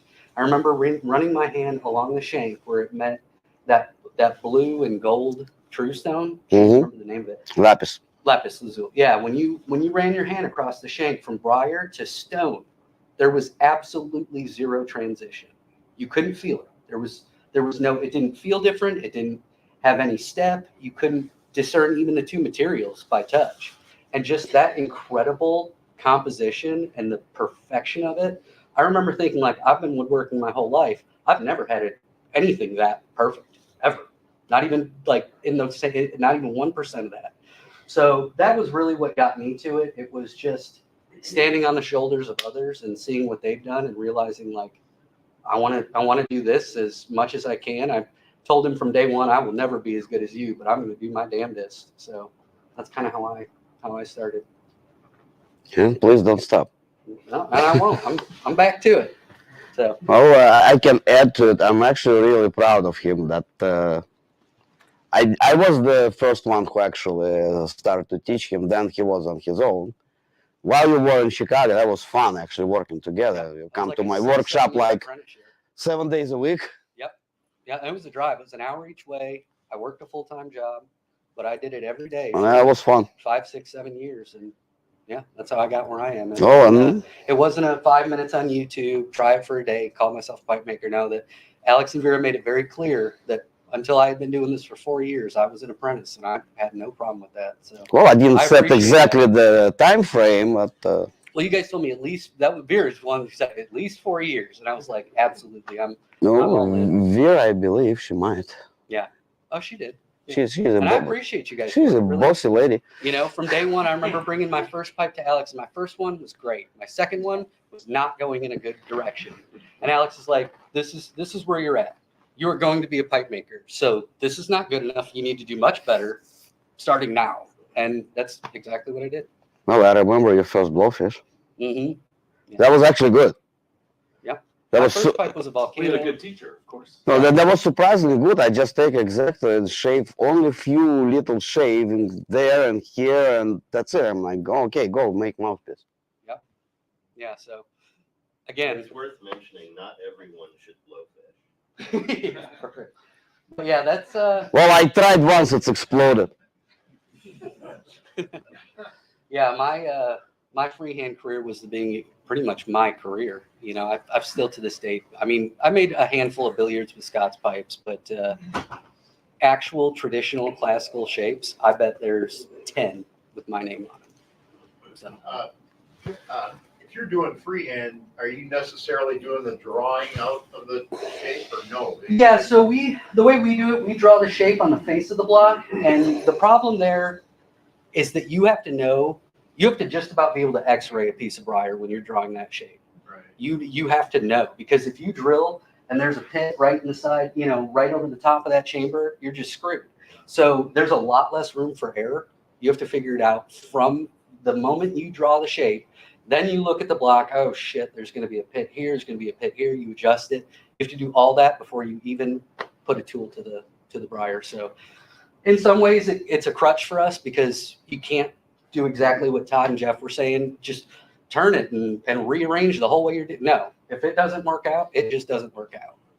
So Goes to the garbage bin. Yep. And I think there's like what you're talking about, the way that you guys drill first and then create the freehand shape. And technically, yeah, that's what it was. I have enormous appreciation for that, because you have to have a fully conceived idea of what you're doing and how you're going to do it, and you have to read, as you're saying, like you need to be able to read that block extremely well in order to accomplish that. It's very different than the way Todd and I make pipes, which is much more responsive to the briar and what you discover inside of it. And so, of course, we're reading the briar as well, and you have to be able to do that to find your idea inside of it. But it also, like, it's almost conversational in a sense with nature, that you're working. We don't have to have a fully formed idea before we are. Well, Jeff, you probably know I've been doing pipes that way for quite a long time. Sure. For me, it was really hard to switch to a pure freehand till I figured out the system when I knew 100% I'm drilling right. yeah, I can do it. I still don't. Precision for me, it's a disease. Yep. I'm, model maker. I have, So it's worked out. I have really expensive calipers, and stuff like it's a Mitutoyo. It's not like cheap Chinese stuff. So it's got to be up to 1,000 or 1 inch and stuff. Yeah. The first Do thing, you own no. calipers? the first, well, What? I do, but the I have several pairs. The first thing I do when I'm teaching someone to make pipes is I take their calipers away. No, for teaching, maybe it's a good thing, but later on, actually, you need one. I don't have calipers that read out anything. I got just use calipers them at every I station. use them to transfer measurements. Open it up. Well, you probably remember where you put your 5/32 bit, because for me, 5/32 and 4 mils looks exactly the same. I didn't know what calipers were until I worked with Jody Davis. And I'd worked with Todd twice at that point, and I went and visited Jody, and he was like, "We'll just measure it with calipers." I was, "What are calipers?" Yeah. Todd just says, like, it's about that far. And then, and how you good. like your tendons, like it's a very Is that crazy there's enough? a way of transferring the measurement from the block to that, and that's what I was doing. And Jody's like, "Or you can just use these." That's for P. Well, Is it? that is Yeah, another he's way gonna to machine do it. Collab? Yeah, no, you're gonna machine it. Nice I always machine it. say Oh, really? measurement Yeah. has to fit. It's a joke. That's how you cook too, right? Yeah. Here, that's what they do. It's a pure machine. So, any more questions? Or we just get the hell out of here to smoke? Yes, I'm here. Oh. Conversation reminded me of a long time ago. I was at a dinner at the Los Angeles Pipe Show, and I was sitting next to Peter Stokely, and they were auctioning off one of his pipes. And I said, "Peter, did you actually make that pipe?" He said, "Oh, no, I still got all 10 fingers." And I just wanted to relay that. Rick, it's actually a really good remark, because Jeff mentioned it before. Like, he was afraid he's not going to have all of his 10 fingers soon, but we still have all 10 fingers. The ones I'm worried about are the briar cutters. Yeah. Yes, exactly. I always worried about briar cutters. I mean, that is how they retire, seriously. That's your retirement package? Nicola had to stop because he had lost too many fingers and he couldn't grip. He couldn't hold it anymore, right? What's that? Yeah. Yeah, the funniest guy that actually is me have huge hands. And Should be bigger though. okay, but I saw a few videos. He's cutting actually small burl to the small blocks. I mean, I know it's huge hands, and I see how smaller blocks. And there is a circular saw like about that big. working, and there is just one table, nothing else. Like zink, zink, zink. I'm like, I'm waiting for like the finger gonna fly away every second, you know? Yeah, I'd be worried to hit like a branch or something that Yeah, shifts just a little bit. don't do much. Or a Yeah, it stone. doesn't take Yeah, when they Or a stone. hit a stone, they have to change the blade too. But Yeah, that must Well, I had a stone once too inside the Algerian briar. I was cutting it on the bandsaw, and the bandsaw almost exploded. Yeah. that's the kind of stuff that makes me nervous. Yeah, all it's at kicked once. the shit out of me, honestly. I jumped from it, you know, Yeah. because the blade was all over the place. I mean, it broke the blade, and the second it was all over the place flying like this. Yeah, and it's a razor flying through. Yeah, it's a razor flying through the air with the teeth. Yep. Ouch. But you know, working the pipe making, it's pretty much safe. Probably 36 grit, that's what gives you permanent manicure, but you just got to be really careful. It's all about grip. Yeah, we've been doing it for 2 days, right? Hands tucked in, grip firm, work with your body. We need Jared for that. He does way better. I cannot do this. Yes. When you guys are doing the shape first, drill second method, how often are you sketching ideas ahead of time and trying to find the right block for that idea, and how often are you just grabbing the block that looks interesting and choosing the right way to top block? I'd say like 80-20. I have an idea of what I want to make, and then I'll sort of interview a number of blocks to see if they want to be that thing. And then, I'll grab one and have a run at it. And if it's not cooperating, I don't push it. I just make something else, and then I try another block and do the same thing. Sometimes it's almost cathartic to just grab a block and sit down and make something. I mean, you've seen pipes that I've made, and I've told you this before. I hadn't determined which part was the bowl and which part was the shank until I drew the lines on it to drill it. So, but I probably only do that 15-20% of the time.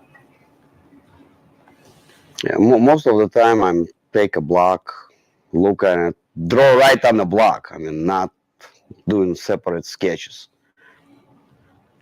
And I'll say it's like 75%. Sometimes, yes, as I mentioned, like at lunch, I draw something like most of those templates, it's a Xerox copy from the really thin paper. Do a cutout, trying to find block. I'm trying to avoid that because then I spend a few days looking for the block. I will select like 10, put it on my bench, look at them. Oh, I don't like it, put it back and start to. It's worse than a bamboo selection, in my opinion. But yeah, I just draw on the block and just do it unique to that particular block. Yeah, I'm very much the same way. I mean, I will rarely just grab a block and make a like pure freehand in the way that Toku would, where he just starts digging in. And what emerges. Most of the time I have some kind of idea of what it's going to be, and I might draw like a rough outline of what it is on the block and then go to it. Then, of course, with classical pipe design, those are 100% laid out. Yeah. Block.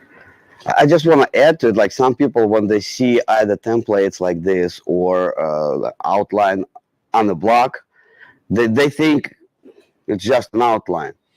Like when Jeff, me, or Todd draw something on the block, it's not just outline. It's already 3D here.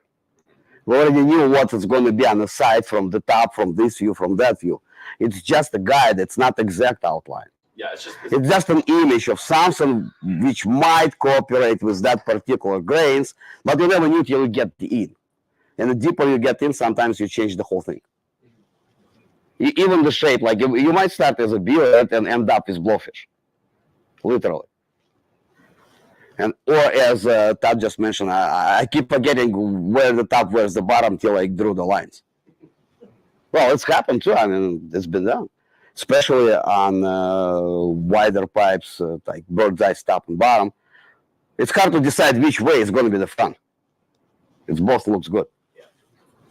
I would say another thing too, kind of about my process at least, is I don't use the bandsaw. So if I mean, I use it to You make dust, I know. yeah, I turn everything that's not a pipe into dust. And the reason is because if I cut something out on a bandsaw, then that's almost the same as having it drilled already. So I'm committed to those lines, and it may be that there are a bunch of pits along there.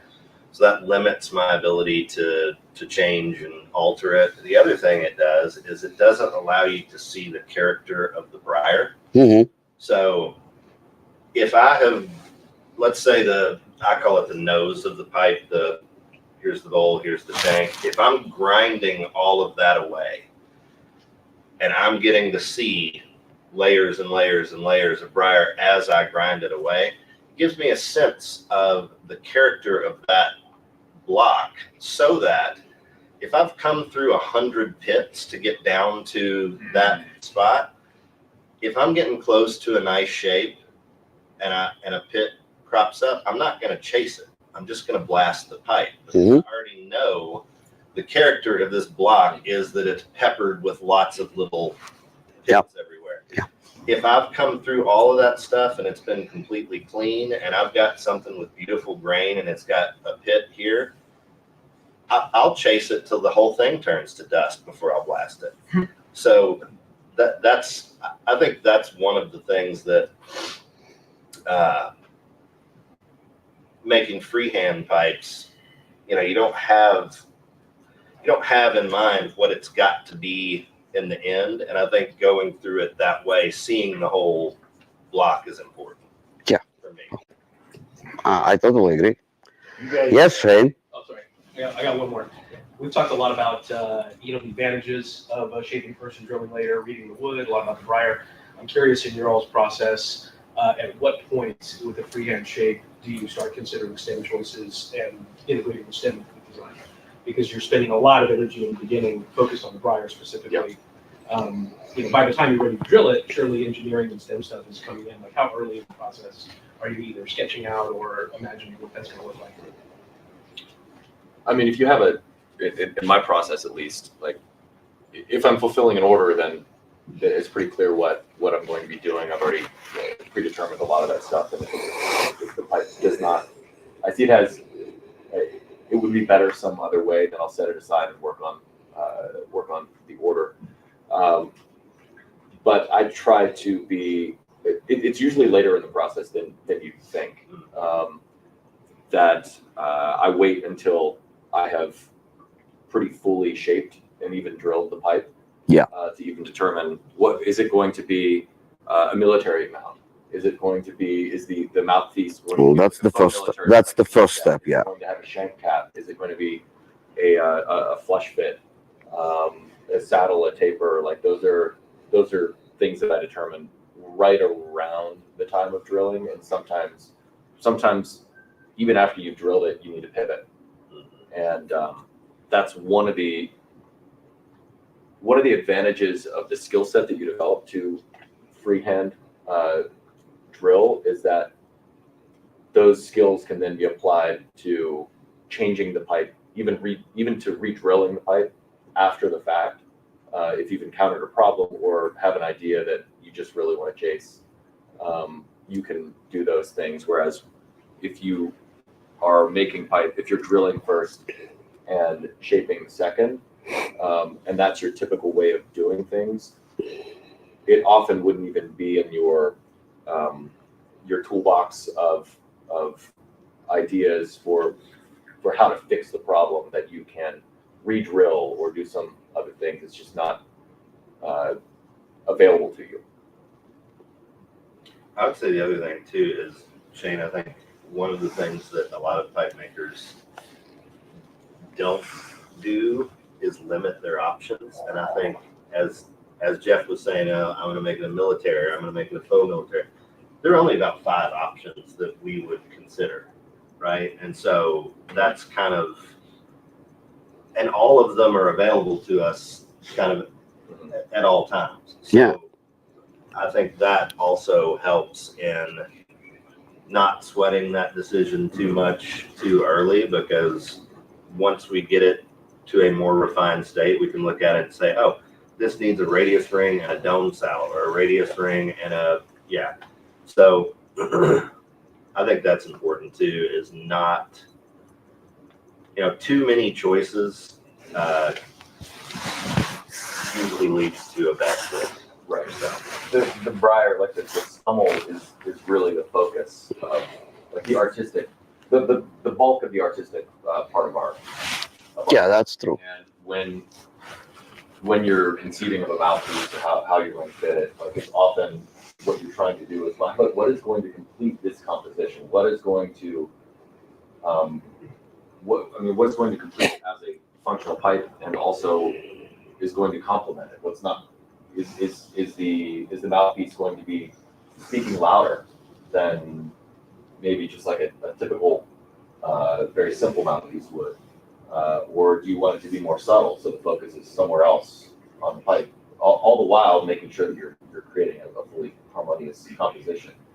I think what Todd was saying, like there are 5 like very limited options available to us with mouthpieces. So that's already in our head as we were making the pipe. Alex did show a very good exception to that, which is Ray Kurosu's designs. Yeah. Oh yeah. That is a full composition beforehand because of the technical challenges in creating what he's created. You have to, and that's a good thought too, is on a flush fit, for instance, you may want to pretend that the briar and the ebonite are all one thing, and then you create a sculpture out of that block. So that's another approach to it. That's typically for what I called earlier monument pipes, so yeah, that you probably have conceived in advance. Because usually have sketches. Well, I don't do a whole lot of Tad, I totally agree with you. But we're talking like if you talk about freehand, the whole thing. I mean, it's a huge thing. Let's say Danish classic. That's already predetermined. There is, as Tad says, not even 5. There is like 2, 3 choices. So while you work on a stammel, you already have an idea. So basically, all you need to figure out the lengths, because you need to finalize your stammel, then the lengths, and that's a proportion between the mouthpiece and the stammel. When you do something crazy, that's a total ball game. Sometimes I don't even know what it's going to look like. I might have a vague idea. Okay, it's going to be, let's say, military. Or let's say it's going to be like with that oval sharp disc skewed at such angle, but you need to find that angle because you want to mirror that to either like the rough plateau side, or you have certain panel on a pipe you want to put accent on. So, but that panel is like another side of the pipe, so you need to figure out a lot of things. Basically, I agree with you. Almost finish stammel, then you decide. Do you guys typically wet the briar to bring out the grain to see it better than? We lick it. Yeah, well, that's like working with stone. I shake with a spray bottle, like. Yeah, that's what I have too. I shake with a spray bottle, right? I have a spray bottle at every station. Yeah. Well, I just see it very often when we're on the seminar. A lot of students, they literally lick it, so I will lick it. I learned the trick with spray bottle when I was in the Todd workshop. You have a spray bottle like everywhere, and that's what I have right now. It's very handy. I'm too lazy to go from my workbench to disc station, so I have 2 bottles. It's very easy that way, yeah. It helps. Because, well, I do have a little advantage over those 2 guys. I use wood carving chisels. And when I carve my curves, it gives me polished surface. So sometimes I don't need to spray it, I just see it. It's literally polished surface, like virgin side of the briar, so I don't need to look at the grains, they're right there. But yeah, I do use water. Yeah, I think, yeah, the time's up.